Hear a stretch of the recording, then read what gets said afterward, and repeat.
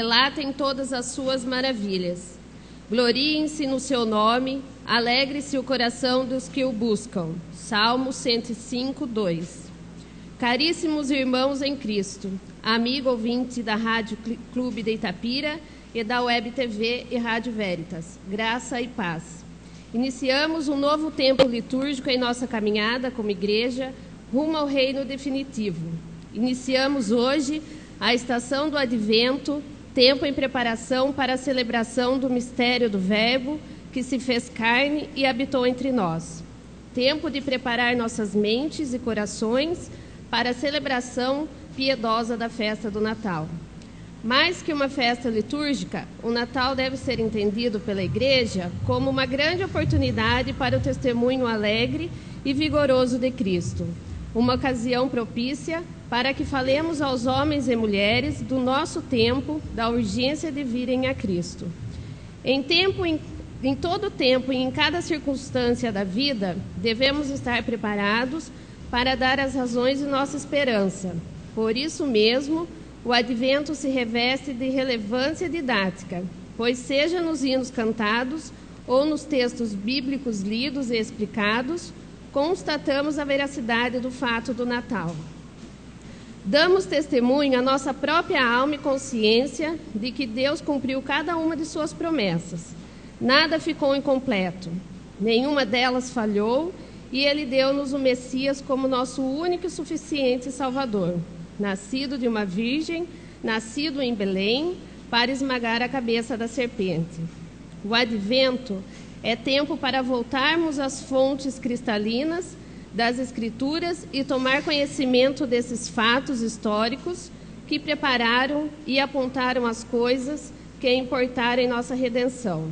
Ao mesmo tempo, irmãos, esta é uma noite de colheita da semeadura do Evangelho. É uma noite de alegria, pois testemunharemos a profissão de fé de 3 irmãs nossas que chegam à maturidade da fé e assim passam a integrar de modo responsável o rol de membros dessa amada igreja. No zelo e na alegria do Senhor, nos coloquemos em pé e cantemos o hino Boas Novas, 229 do nosso inário. Em pé cantemos.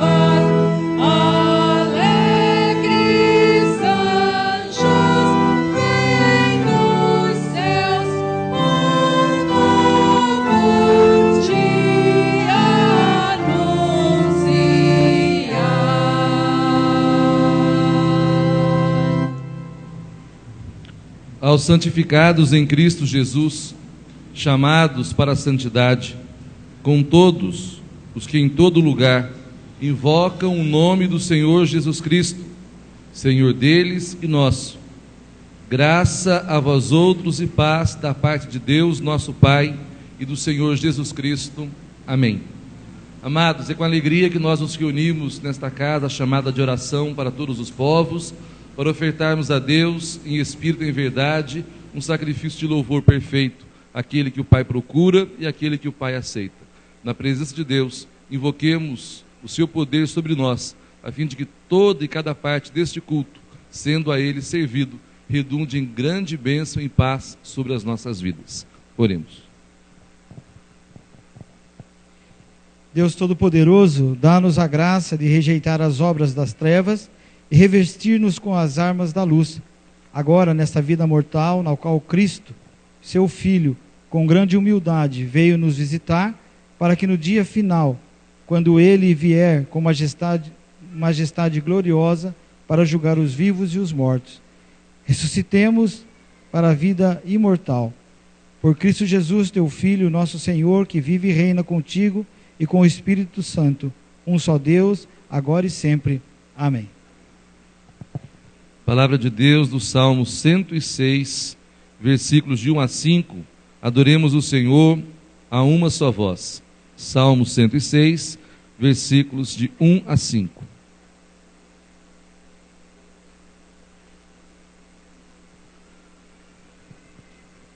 Adoremos o Senhor. Aleluia. Deem graças ao Senhor, porque Ele é bom, o seu amor dura para sempre. Quem poderá descrever os feitos poderosos do Senhor, ou declarar todo o louvor que lhe é devido? Como são felizes os que perseveram na retidão, que sempre praticam a justiça. Lembra-te de mim, Senhor, quando tratares com bondade o teu povo. Vem em meu auxílio quando salvares, para que eu possa testemunhar o bem-estar dos teus e alegrar-me com a alegria do teu povo e louvar-te junto com a tua herança. Nosso Deus e Pai Celestial, nós te louvamos por esse momento importante que o Senhor nos concede e damos graças a tudo aquilo que o Senhor tem feito em nossas vidas, ó Pai. Principalmente pelo feito de Jesus Cristo na cruz, morrendo, derramando seu sangue, redimindo os nossos pecados diante do Senhor. E agora se nos permite, ó Pai, como igreja, nos reunirmos para adorar somente a Ti. Por isso o Teu Santo Espírito, Senhor, passeia em nossos corações e em nossas vidas, para a compreensão e adoração que só o Teu santo nome é devido, ó Pai. Nos capacite cada vez mais, nos dando sabedoria, conhecimento, para que tudo que fizermos, Senhor Jesus, nós façamos para a glória e honra do nosso Deus. Aceita o nosso louvor, a nossa oração, em nome de Jesus. Amém.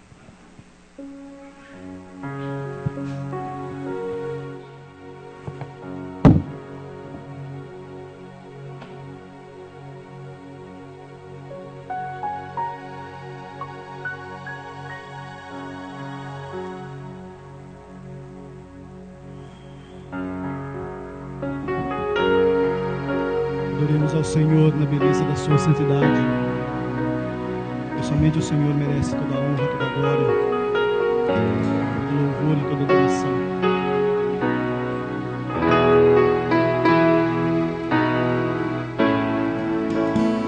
Perto quero estar,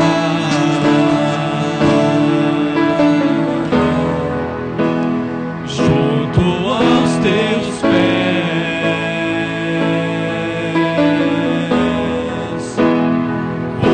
Prazer maior não há que me render e te adorar.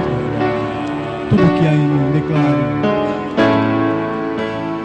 Tudo que há em mim. Vamos ofertar, Senhor. Quero te ofertar.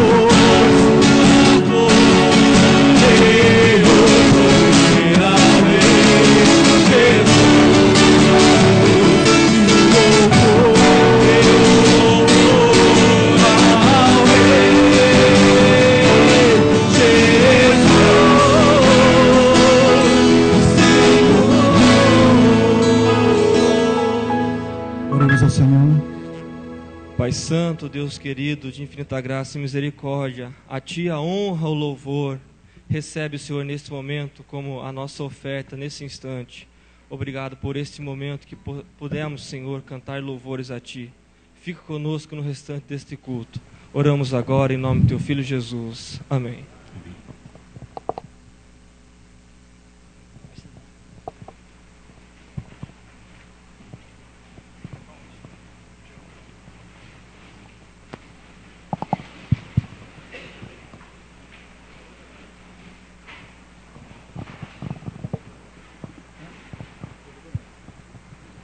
Eu convido a vir à frente, nesse momento, os presbíteros regentes que se encontram.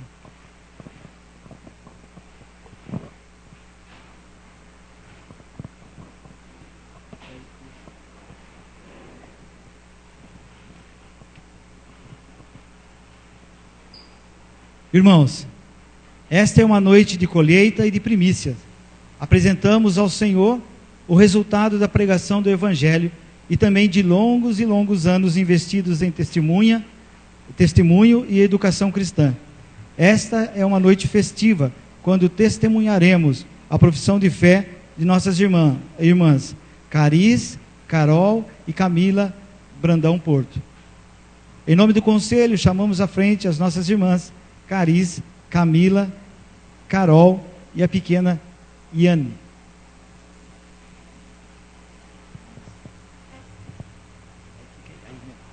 Vira para o pastor, vira para cá. Aí, legal. Não, fica de frente.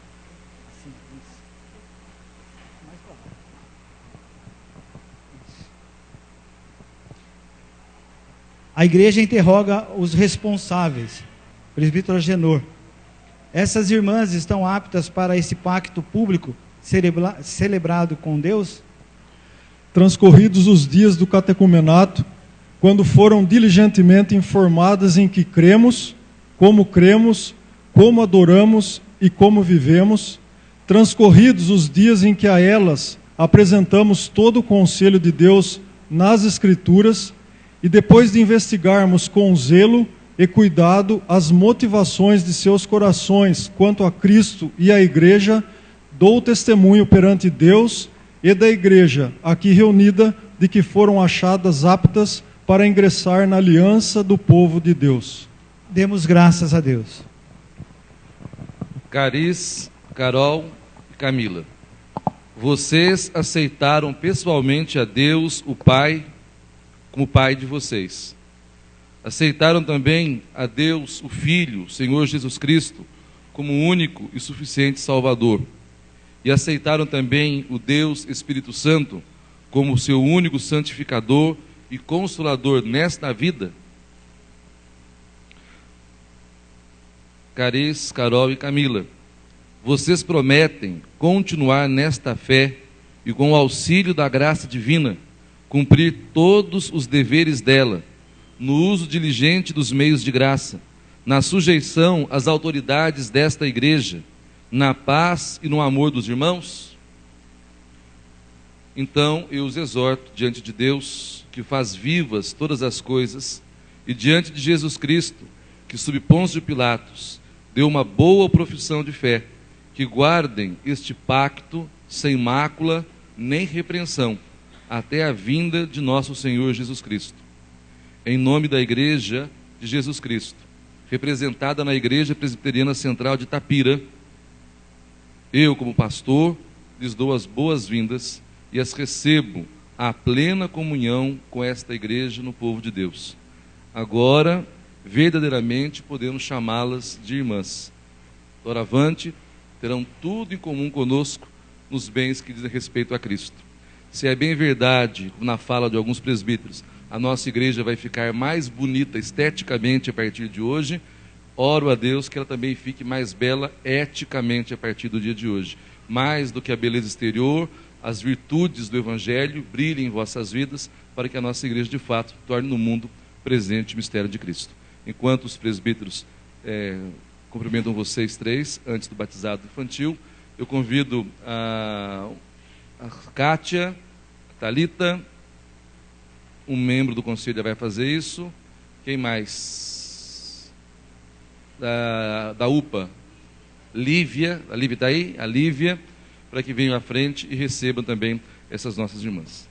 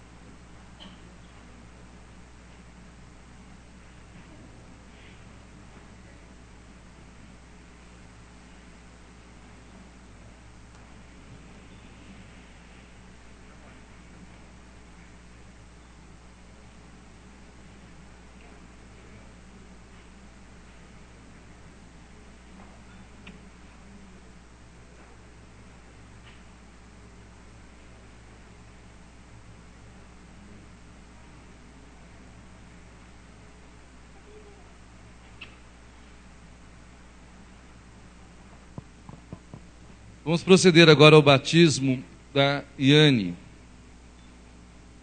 Qual é o seu nome? Carol. Você promete que, se for servido a Deus, conservar a vida da sua filha até a idade da razão, você vai instruí-la na crença seguida pelo povo de Deus, como esta vem ensinada desde os apóstolos nas Sagradas Escrituras?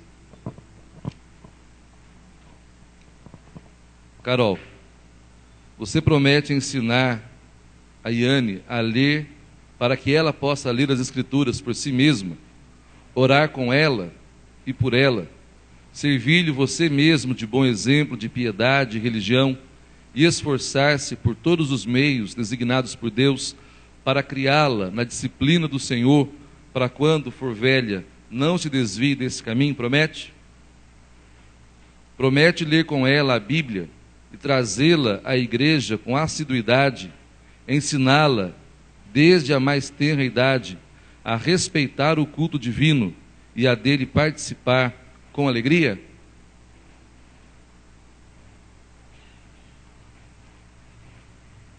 Preparemo-nos para o batismo, cantando o hino 86, Espírito do Eterno Deus.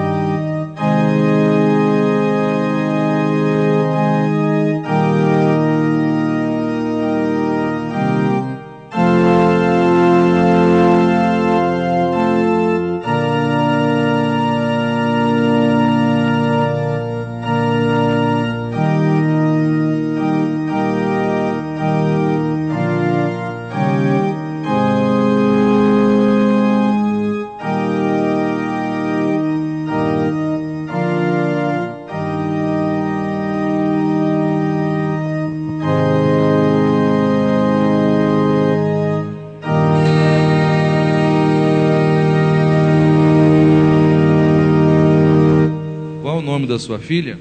Iane. Você deseja que a Iane seja batizada na mesma fé que você professou nesta noite? Sim. Iane, abaixa mais um pouco. Eu te batizo em nome do Pai, do Filho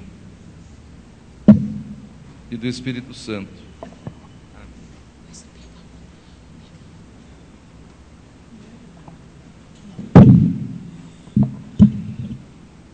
Glorioso Deus, eterno Pai, consagramos-te a vida da Iane desde agora, para que, crescendo nas virtudes do Evangelho, amadureça na fé, chegue à estatura plena de Cristo e um dia, com o uso da razão, tendo abastecido a sua mente da tua palavra e sendo, ó Deus, instruída em toda a verdade, por si mesma professe a sua fé e viva na liberdade dos filhos de Deus, como luzeiro a brilhar no mundo em trevas, para que os homens, um dia contemplando as obras da Iane, glorifiquem o Pai que está no céu.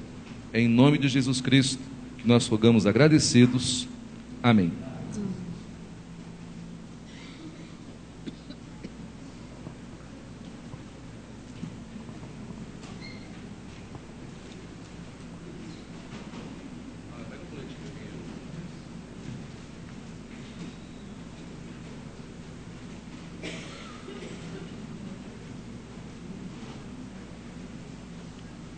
Palavra de Deus do livro do profeta Isaías. Convido a igreja a ficar-se em pé, colocar-se em pé, para lermos esse trecho das Escrituras.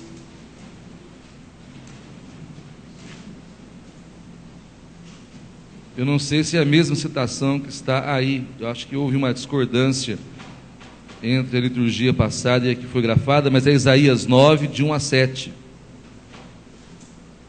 Profeta Isaías, capítulo 9, versículos de 1 a 7. Diz assim a palavra do Senhor: Contudo, não haverá mais escuridão para os que estavam aflitos. No passado, ele humilhou a terra de Zebulon e de Neftali, mas no futuro honrará a Galileia dos gentios, o caminho do mar, junto ao Jordão. O povo que caminhava em trevas viu uma grande luz. Sobre os que viviam na terra da sombra da morte raiou uma luz. Fizeste crescer a nação e aumentaste a sua alegria. Eles se alegram diante de ti como os que se regozijam na colheita, como os que exultam quando dividem os bens tomados na batalha. Pois tu destruíste o jugo que os oprimia, a canga que estava sobre os seus ombros, e a vara de castigo do seu opressor, como no dia da derrota de Midian. Pois toda bota de guerreiro usada em combate, e toda veste revolvida em sangue, serão queimadas como lenha no fogo. Porque um menino nos nasceu, um filho nos foi dado, e o governo está sobre os seus ombros, e ele será chamado Maravilhoso Conselheiro, Deus Poderoso, Pai Eterno, Príncipe da Paz. Ele estenderá o seu domínio e haverá paz sem fim sobre o trono de Davi e sobre o seu reino, estabelecido e mantido com justiça e retidão, desde agora e para sempre. O zelo do Senhor dos Exércitos fará isso. Bondoso Pai, amantíssimo Deus, agora que a Tua palavra foi proclamada aos nossos ouvidos e corações, rogamos-te, Pai Santo, que o mesmo Espírito nos instrua, leve cativo as nossas mentes e os nossos corações, para que nesta casa, neste tempo, o fazimento perfeito da Tua vontade se cumpra em nossas vidas e através de nós. É em nome de Jesus que nós rogamos agradecidos. Amém. Sentar.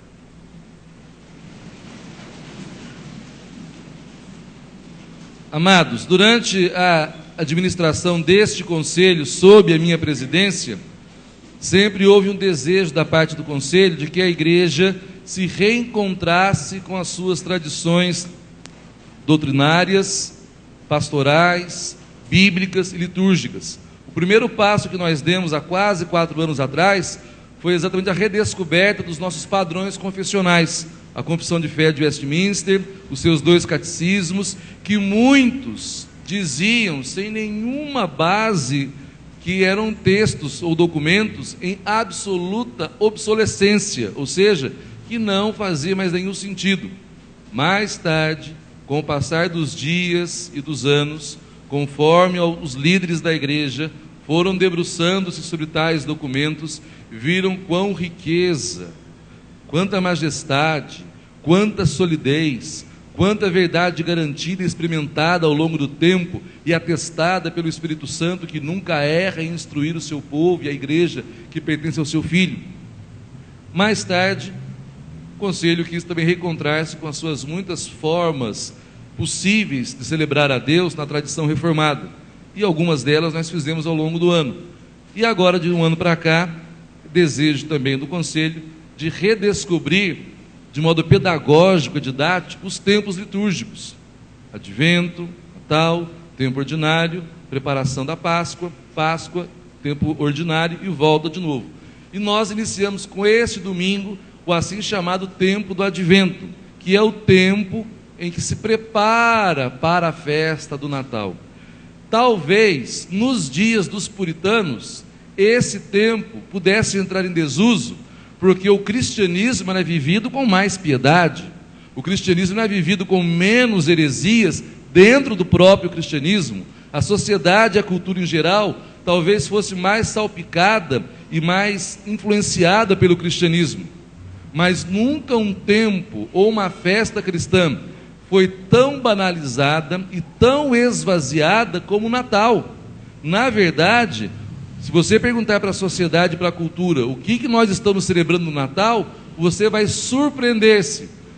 As pessoas já não sabem mais exatamente porque esse tempo, cujo ambiente parece melancólico, as pessoas parecem que estão mais dadivosas, mais altruístas, muitas até mais depressivas, não sabem exatamente por que alegrar-se nesses dias.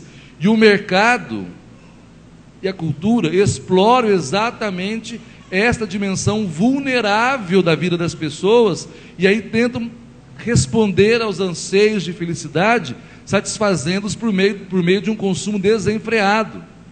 Mas, ao mesmo tempo, o Natal perdeu para o Deus mercado, para o Deus consumo, para o Deus comida há muito tempo. Tanto é verdade que os cristãos têm até receio em dizer Feliz Natal e preferem dizer Boas Festas.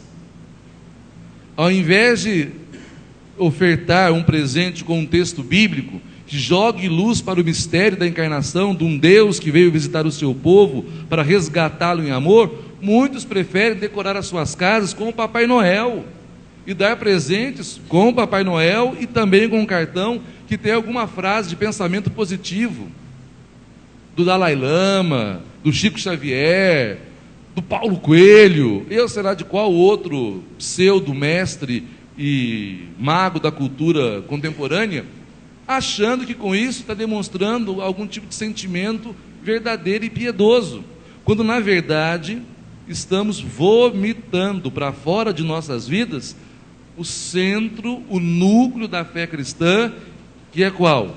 Deus amou de tal maneira o mundo que nos deu, que enviou de presente o seu Filho amado, para que todo que nele crê não pereça, mas tenha a vida eterna. Aqui se cumpre, se resume o que seja a festa do Natal. Nós não celebramos a data do nascimento. É improvável, cronologicamente, estudando, ninguém cravaria em sã consciência o dia 25 de dezembro como o dia do nascimento de Jesus. Embora, eu já mostrei para vocês no ano passado, que essa data é muito próxima da verdade. Porque se o anjo Gabriel, conforme a Bíblia, visitou Maria no 6º mês, contando-se os meses do calendário lunar e vertendo-os para o calendário solar, que é o nosso, dá exatamente o mês de dezembro. 9 meses depois do 6º mês que o anjo Gabriel esteve em Nazaré, 9 meses depois seria dezembro, Jesus nasceria em Belém de Judá. Mas nós não celebramos a data. A data é o que menos importa. Poderia ser 6 de janeiro, 12 de outubro, 4 de março, 15 de fevereiro, 12 de abril. A data não faz nenhum sentido. Mas nós comemoramos o fato. É fato que Deus veio ao nosso encontro. É fato que do alto céu o Senhor compadeceu-se da nossa miséria e resgatou-nos por meio do Filho. É fato que desde Gênesis 3,15, Ele prometeu que o Messias, nascido da mulher, esmagaria a cabeça da serpente, e nós estaríamos livres da maldade que foi inoculada pela morte e o pecado em nós. Este fato nós o celebramos no Natal, e celebramos cada vez que nos reunimos, celebramos sempre que invocamos o nome do Senhor, celebramos sempre que a ceia é colocada diante de nós, e na nossa igreja temos ceia todos os domingos. Mas também é fato que a nossa pecaminosidade latente, mas também é fato que a nossa incapacidade de sermos fiéis o tempo todo o tempo, de maneira equilibrada e perfeita, Deus, em sua condescendência, permite que sejamos visitados ao longo da nossa história por esses tempos mais específicos, para que de maneira didática e pedagógica nós façamos memória adorante e celebrativa destes mistérios de fé. Mas, para nós, o Advento é também um tempo que nos prepara para responder às inquietações da primeira carta de Pedro, capítulo 3, versículo 15, que diz assim: estejam, pois, preparados para dar a razão da vossa esperança a todos aqueles que perguntarem em que vocês creem. Por isso esse tempo é importante, para que nós voltemos às Escrituras, voltemos à Palavra de Deus, abramos a Bíblia, leiamos com critério, estudemos à luz do Espírito Santo, formulemos em nós um conhecimento para dar testemunho, porque nestes dias outros ídolos, outros deuses, outros profetas vão ofertar-nos para nós salvação, felicidade, paz, muito longe das promessas de Deus cumpridas perfeitamente no Senhor Jesus. Por isso que nessa noite, no primeiro domingo do Advento, que se espera, que nós aguardamos a noite, que celebramos o Natal, vamos nos preparando de domingo em domingo, de celebração em celebração, para que celebremos de maneira piedosa, madura, profunda, verdadeira, capaz de abastecer o nosso coração de santas alegrias, sem prostituir-nos, sem vender-nos por outras propostas de felicidade e de paz.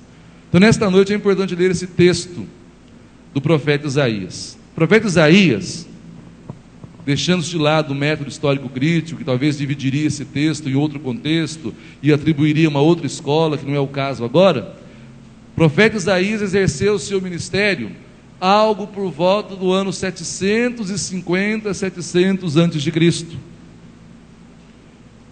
E 700 e 750 anos antes, Deus permite que ele tenha um vislumbre do que vai acontecer, e ao mesmo tempo usa a vida do profeta Isaías para jogar luz no futuro, para provocar a confiança e a esperança naquele povo.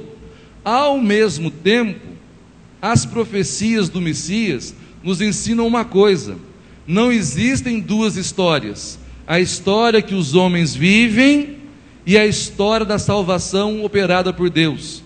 Antes, pelo contrário, a história da salvação operada por Deus, ela só acontece dentro da nossa história. Então não há nenhum acontecimento da vida e da história que não tenha um querer, um porquê e um ensinamento de Deus preciso ali. Todo e qualquer acontecimento, seja um acontecimento grandioso, como a encarnação do Filho de Deus, seja um acontecimento absolutamente banal no campo da cultura, da arte, da política, aquilo interessa a Deus, porque daquele evento, sobre aquele evento, quaisquer que sejam, existe uma vontade de Deus aguardando-nos ali para responder aos anseios do nosso coração ou para levá-lo para muito mais perto dele. ou para corrigir o nosso pecado, para sufocar a nossa rebeldia, para sufocar a nossa maldade, malignidade, enfim, uma coisa é certa: Deus se serve da história e de cada acontecimento para falar-nos ao coração, para instruir-nos, para repreender-nos, para tornar-nos mais capazes dele. E esse texto começa inaugurando exatamente com um fato histórico. No ano 730, Tiglat-Pileser III, um rei persa, ele invadiu esta região de Zabulon e Neftali. E ele era um rei, ou um general, um homem de armas, de força, tremendamente impiedoso. E ele estuprou sistematicamente as mulheres de Israel. Ele mandou seus soldados estuprarem várias vezes as mesmas mulheres, até que elas ficassem grávidas e dessem à luz a uma linhagem degenerada, impura, uma linhagem que não seria aceita por Deus, um povo híbrido, um povo miscigenado, que não poderia fazer parte da aliança, porque Deus havia proibido os casamentos mistos para Israel. Deus havia proibido que Israel, por meio de casamento, fizesse aliança com povos que tivessem deuses e ídolos que fossem perniciosos. Sabendo disso, talvez, é que esse Tiglat-Pileser III, ele entra nesta região da Galileia e ele faz essa purificação étnica, ou, invertendo o contrário, ele faz essa poluição étnica. Isso aconteceu nos Balcãs há 20 anos atrás. Os bósnios e os sérvios fizeram exatamente entre si a mesma coisa. As mulheres muçulmanas foram estupradas pelos cristãos, e os muçulmanos estupraram as cristãs, né, e fizeram filhos com elas para manchar e para ofender o orgulho nacional, a cultura, para humilhar um povo e colocar um povo de joelhos com vergonha da sua própria história. A mesma coisa havia acontecido na região da Galileia. Tanto é verdade que Jesus Cristo, na idade adulta, ele se encontra com Natanael. E sabe qual é a pergunta de Natanael? Pode vir alguma coisa boa de Nazaré? Pode sair alguma coisa boa daquele povoado?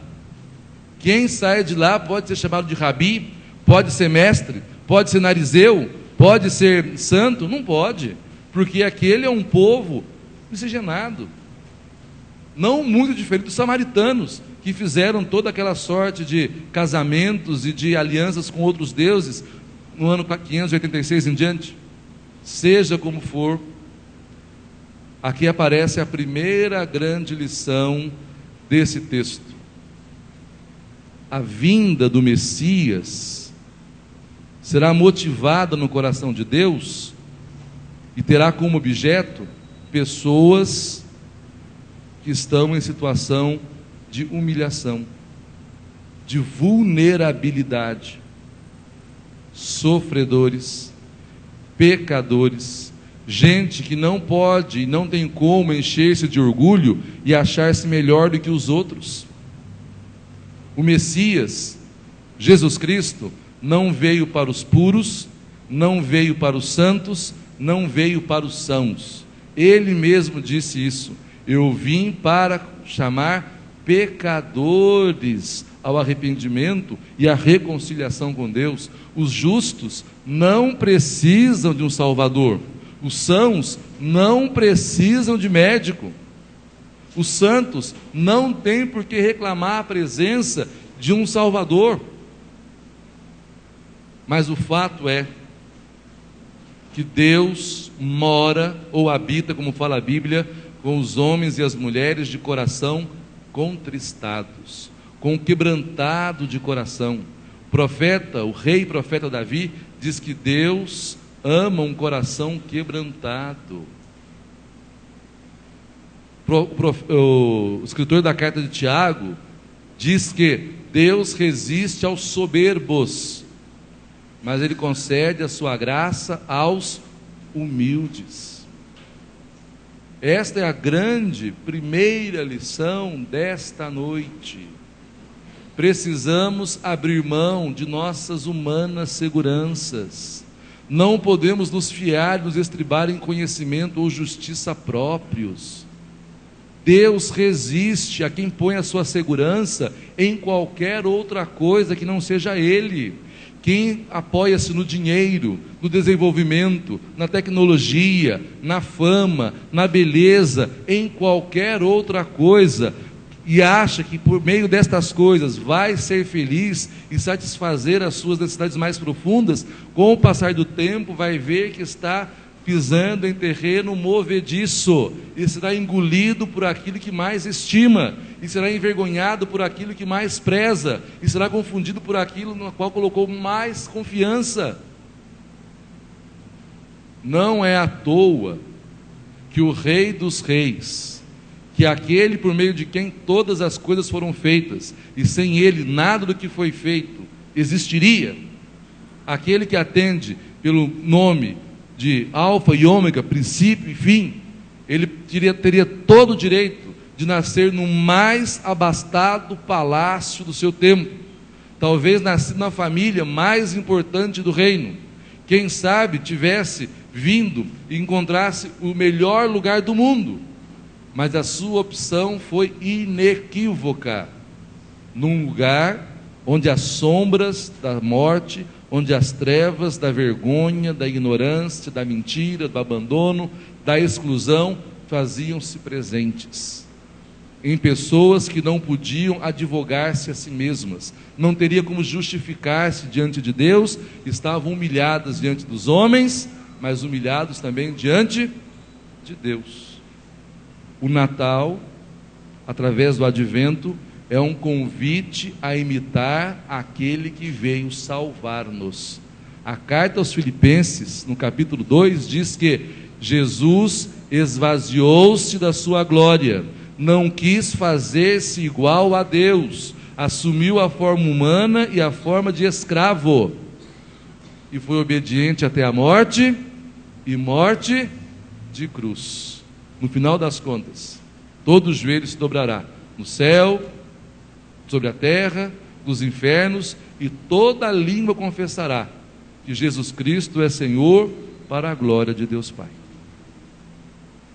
Portanto, o caminho da maturidade espiritual, o caminho de uma vida reconciliada com Deus, o bem celebrar os mistérios da fé cristã, passa por esse esvaziamento, por esse desapego, por jogar-se em Deus. Mas há uma segunda lição desta noite, que eu julgo muito importante para mim e para você, é que esse jugo que foi destruído, que oprimia, esta canga, esta batalha que Deus nos dias de Midian, é a vitória de Gideão.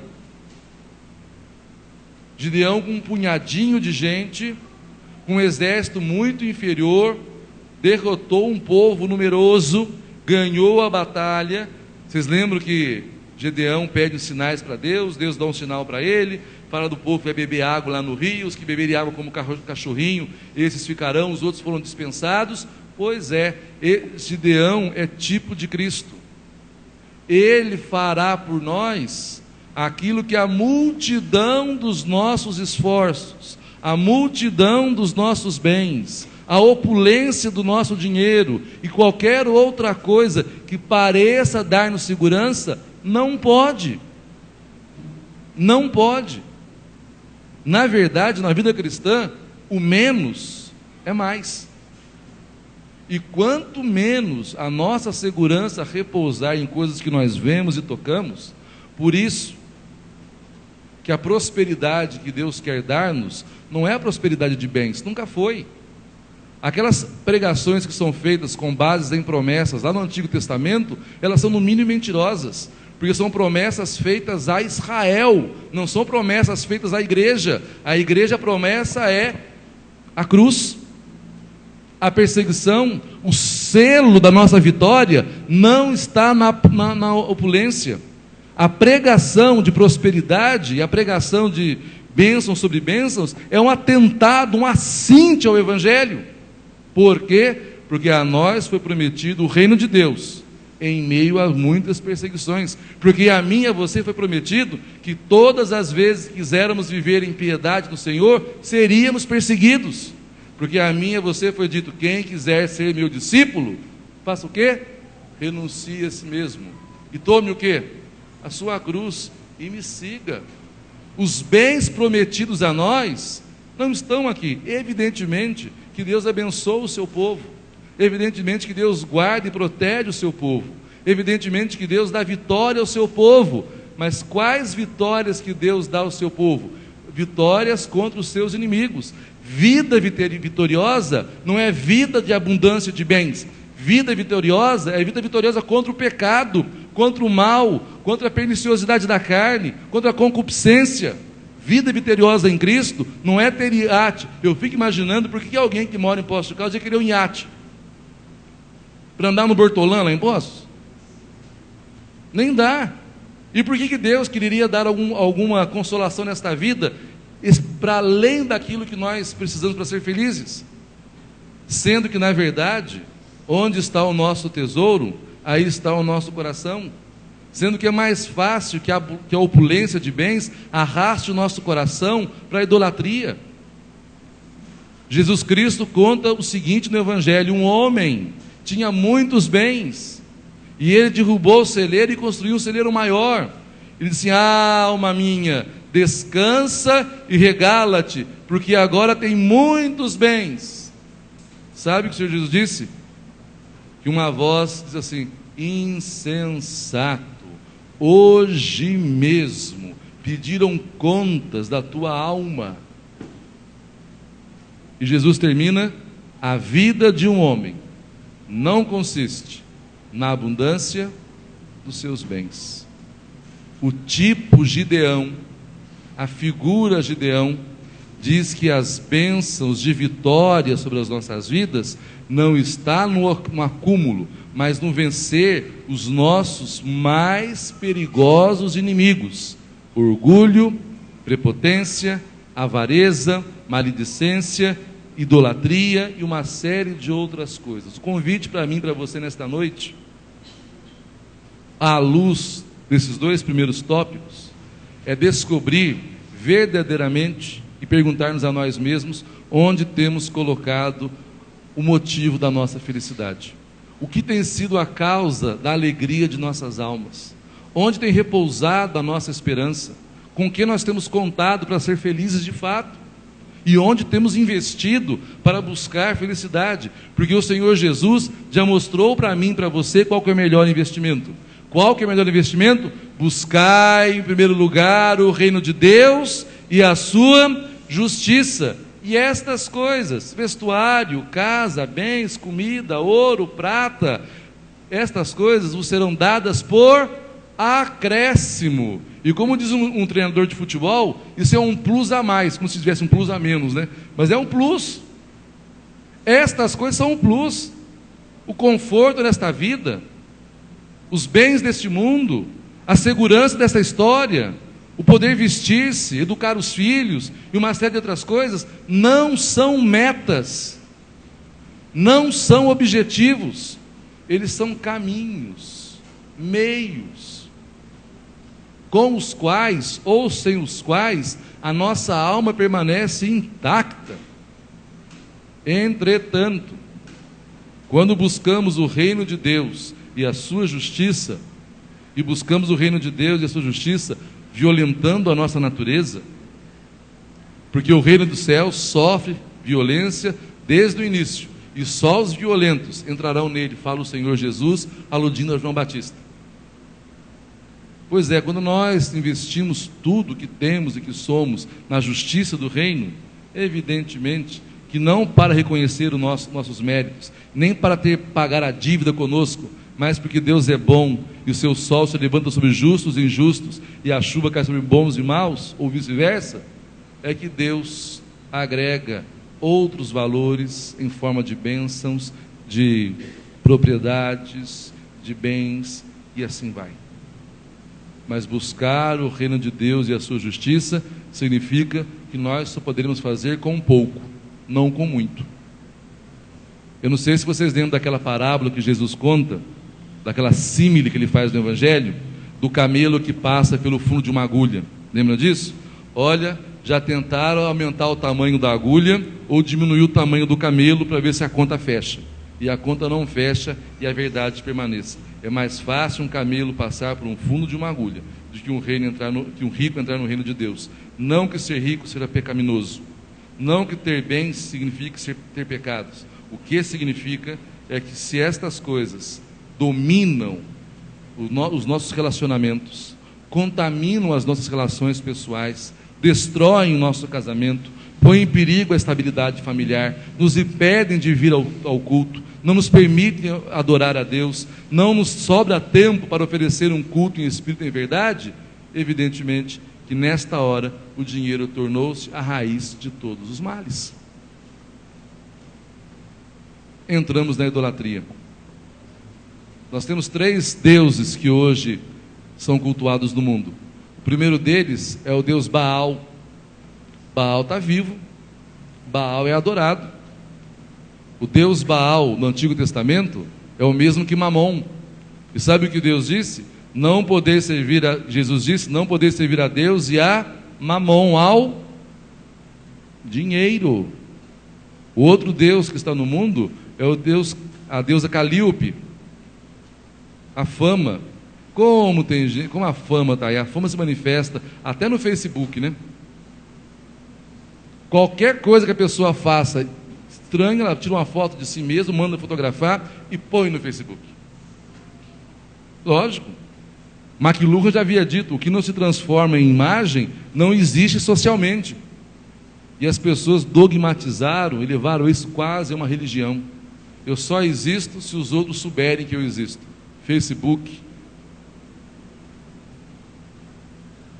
é um culto à deusa Calíope.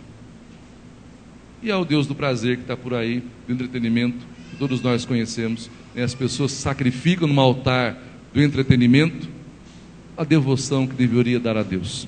Posto isso, quero terminar meu sermão com as promessas do capítulo 9 de Isaías. Diz que um menino nos nasceu, um filho nos foi dado, que é o Senhor Jesus. Que aqui será o Senhor Jesus. E há algumas coisas interessantes, né? Primeiro, o primeiro título dele, Maravilhoso Conselheiro.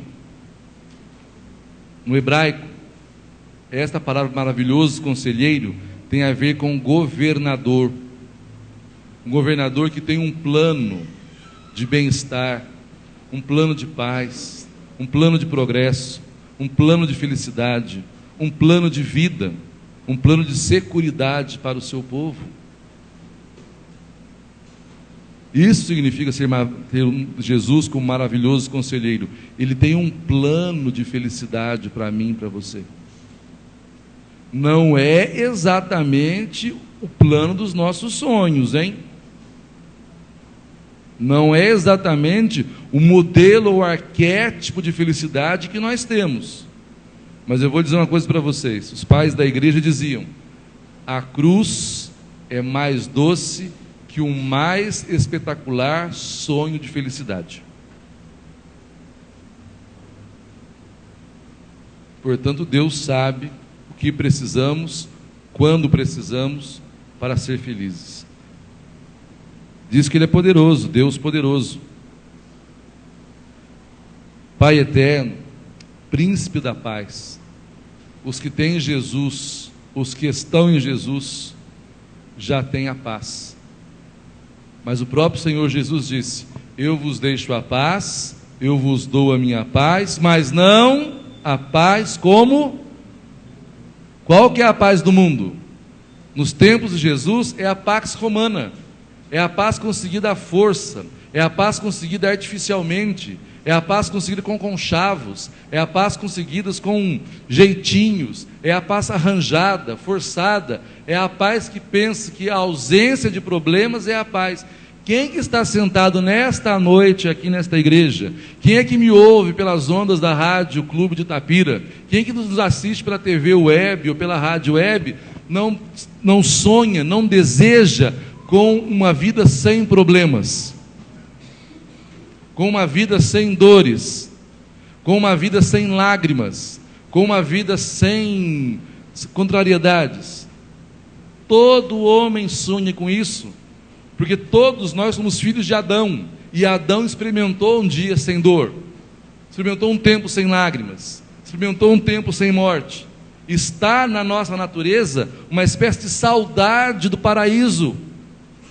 Mas como nós não podemos voltar para lá com as próprias pernas, nem com as próprias forças, e como nós não podemos construir um paraíso aqui na terra com a nossa capacidade, nós só podemos voltar para o paraíso em esperança. E essa esperança chama-se Senhor Jesus. Ele vai triunfar sobre nós, dando-nos paz.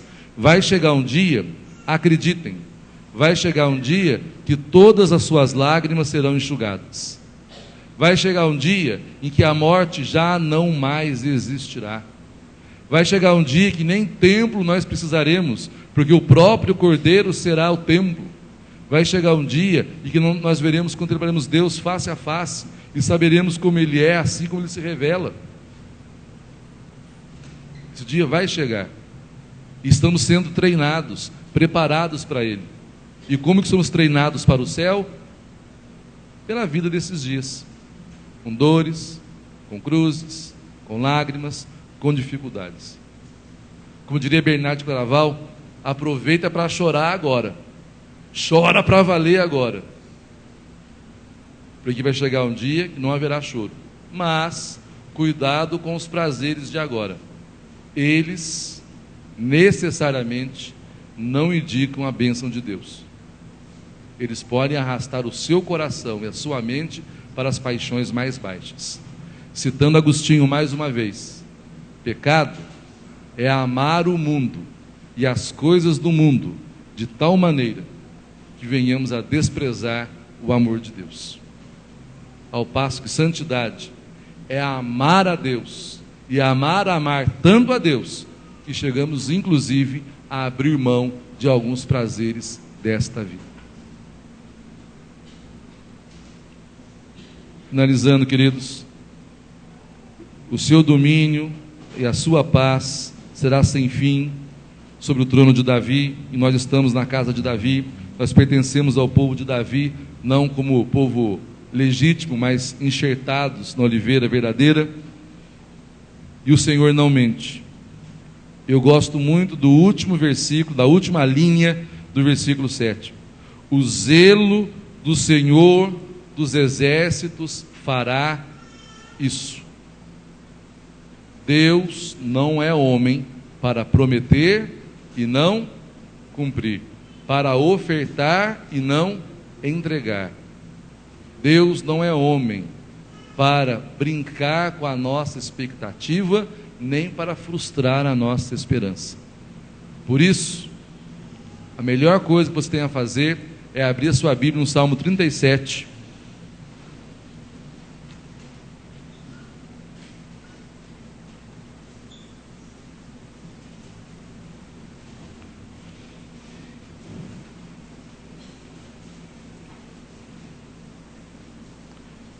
Penso que você poderia fazer os versículos 3, 4, 5 e 6, até o 7. Você poderia fazer os versículos 3, 4, 5, 6 e 7 do Salmo 37, uma espécie de oração diária.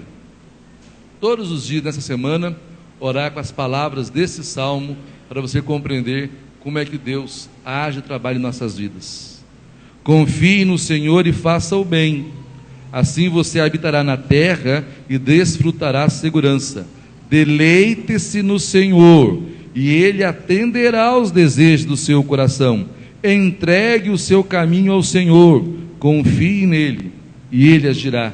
Ele deixará claro como a alvorada que você é justo, e como o sol do meio-dia que você é inocente.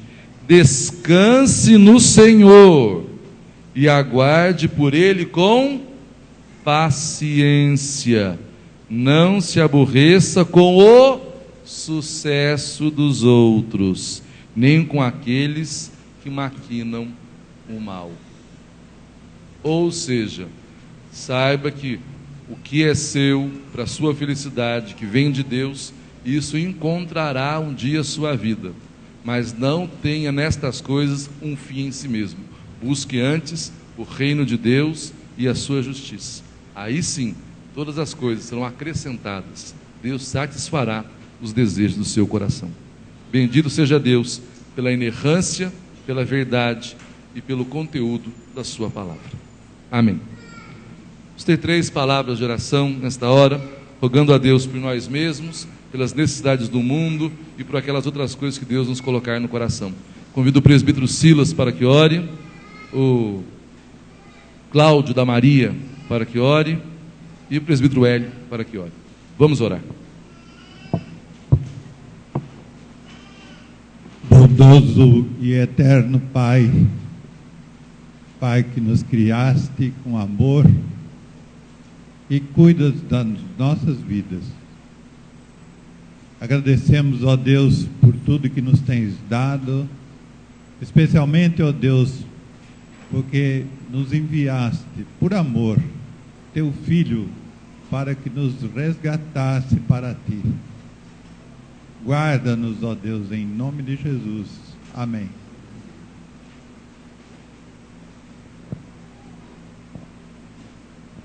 Deus amado, de infinita bondade, Senhor Deus, nós queremos glorificar, bendizer e engrandecer o seu santo nome, ó Pai, por esse maravilhoso presente que é Jesus Cristo em nossa vida, Senhor Deus. Obrigado, assim, pela tua palavra, Senhor Deus, pelo teu amor, pelo cuidado que tens para conosco, ó Pai. Ajuda-nos, Senhor Deus, a cada dia como igreja e especialmente individualmente, ó Pai, como servos teus, a guardarmos, Senhor Deus, a tua palavra em nosso coração, para não pecarmos contra ti, ó Pai. Obrigado, Senhor Deus, pelo teu amor constante em nossas vidas, Senhor Deus. Leva-nos, Senhor Deus, a cada dia a lembrarmos sempre, Senhor Deus, de glorificarmos, de bendizermos o seu santo nome, Pai.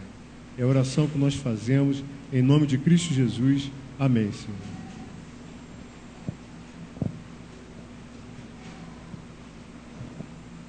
Soberano Deus, maravilhoso Pai, Senhor é em nossas vidas, quando o Senhor nos dá esse privilégio maravilhoso, Pai, de estarmos na Tua casa como um povo Teu, Pai, para ouvir das Tuas maravilhas, ó Pai querido, principalmente quando nós agora vamos refletir nesse mês todo com a Tua misericórdia em nossas vidas através do Seu Filho amado Jesus, com o nascimento do Seu Filho, Pai.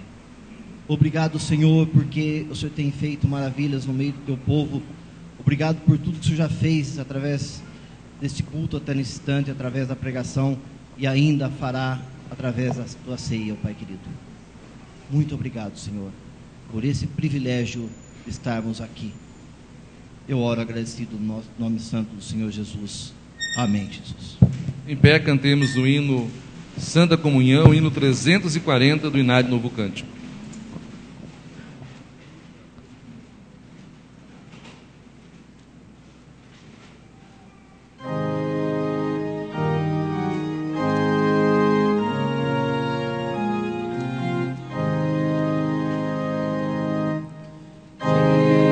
Estas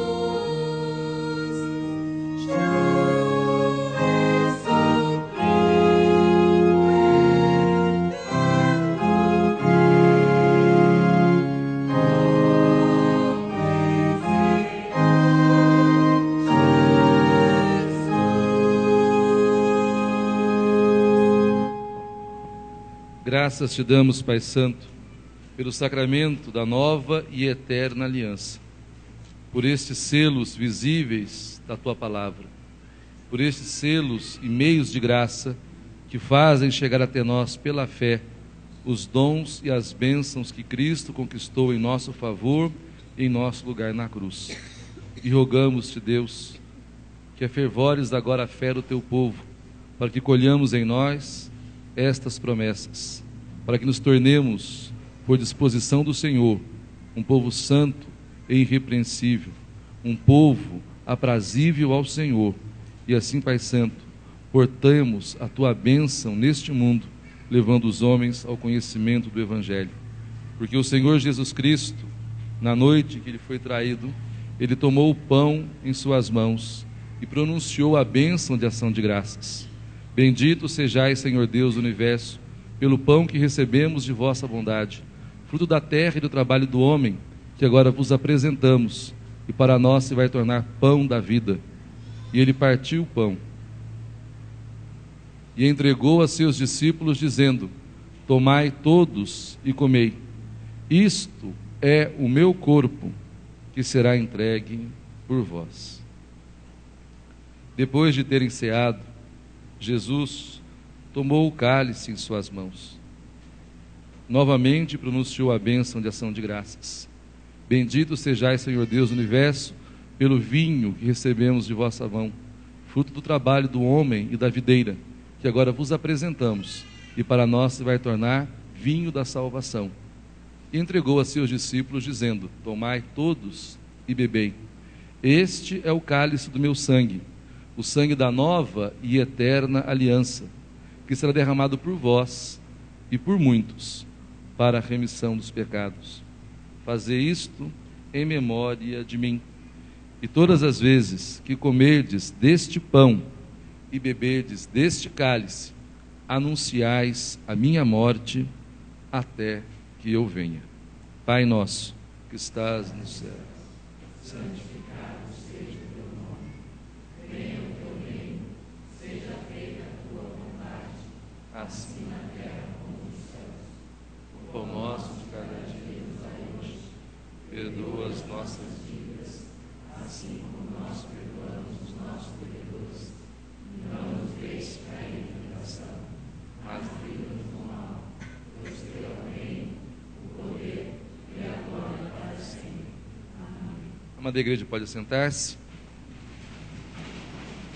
Este é o momento que os filhos de Deus são chamados à intimidade do seu Senhor, participando com alegria da ceia. Todos os que estão em plena comunhão com a igreja, todos aqueles que não estão sob disciplina e nem afastados da comunhão por decisão própria, mas que estão ligados a uma igreja por vínculos, sejam eles de batismo, profissão de fé, ou por frequência, ou por qualquer outra natureza que demonstre essa união vital com Cristo, são convidados à mesa do Senhor. Os demais, todos, os que não estão em Cristo e nem na igreja, ou os que estão sob disciplina ou afastados da comunhão por deliberação do conselho da igreja ou de uma assembleia, conforme o regime que você vive, devem precaver-se, não participar deste sacramento. A todos quantos são chamados na liberdade dos filhos de Deus, devem investigar as disposições da própria alma e do coração, e não encontrando coisa alguma que os impeça, deve estender as mãos para esta mesa, para este pão e para este cálice, e assim entrar em comunhão com o Senhor Jesus.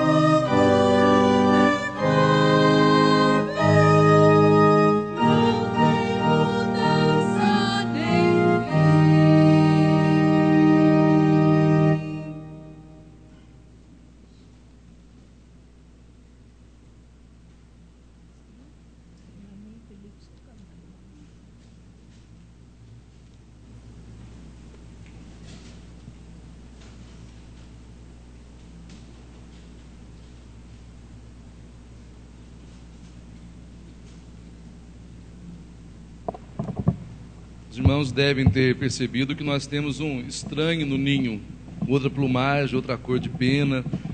E é o pastor Ricardo Matias, da Igreja Assembleia de Deus, Restaurando a Terra. Ele nos dá a honra de visitar-nos essa noite. Está seguramente pagando as minhas visitas lá, né? Então hoje ele vai encerrar a parte litúrgica do nosso culto. Ele vai cantar, né? Nós podemos tentar cantar com ele sem atrapalhá-lo, mas ele vai cantar e nós vamos, nesse momento, nosso momento de oração, de dedicação.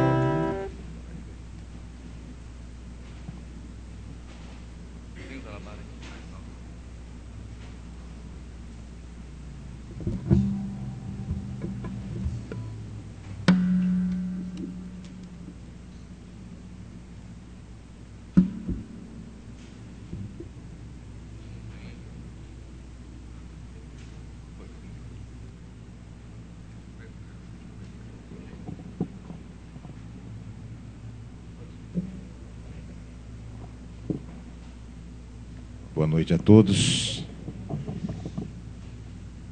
Eu estou bem à vontade.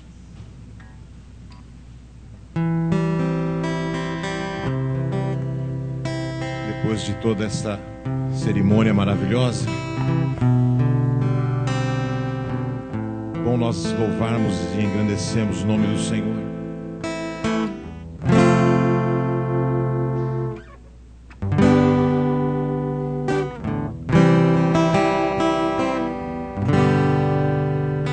Em fervente oração, vem o teu coração na presença de Deus derramar, mas só podes fluir o que estás a pedir quando tudo deixares o altar. Me ajudem. Quando tudo perante o Senhor estiver e todo teu ser Ele controlar,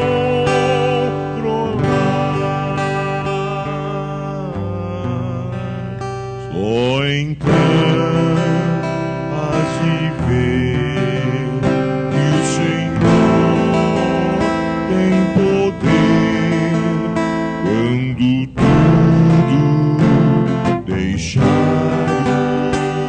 voltar. Maravilhas de amor te fará o Senhor, atendendo a oração que aceitar. Seu imenso poder, seu imenso poder te virá socorrer, te virá socorrer quando tudo deixares voltar. Me ajudem. Quando tudo perante o Senhor e todo teu ser Ele controlar,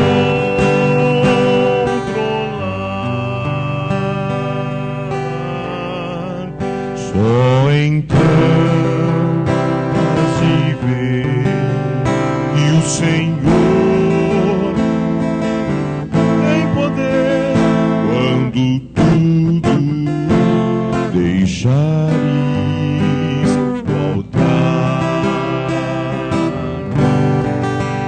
Se orares,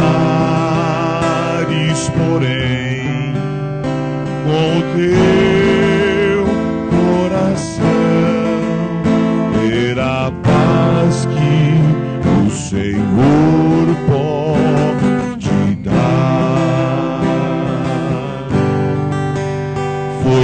Deus, não senti que tua alma se abriu, tudo deixando no altar. Me ajudem. Quando tudo perante o Senhor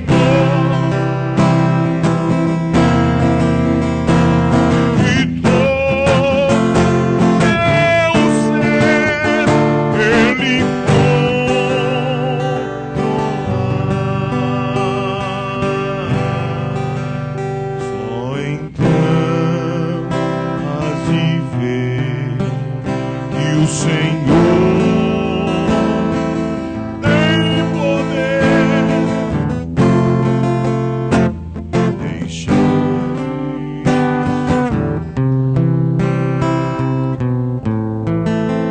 quando tudo deixares do altar.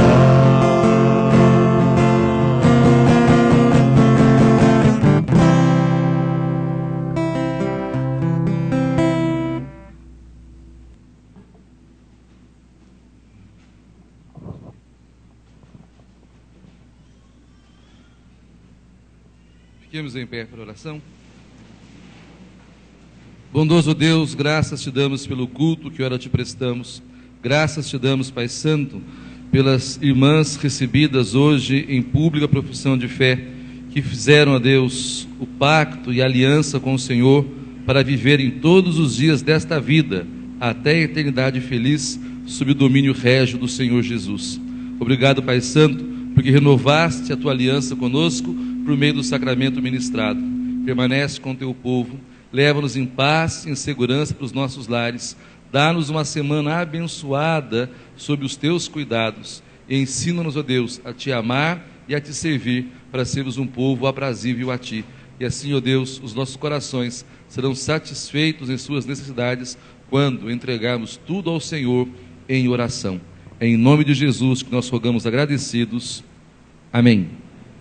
Aquele que é poderoso para vos guardar de tropeços e para vos apresentar com exultação, imaculados diante de sua glória, ao único Deus nosso Salvador, mediante Jesus Cristo, Senhor nosso, glória, majestade, império e soberania, antes de todas as eras, agora e por todos os séculos.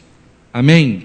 A graça de nosso Senhor e Salvador Jesus Cristo, o amor de Deus, o nosso Pai, e as consolações ternas do Espírito Santo desçam sobre vós e convosco permaneçam para sempre. Amém.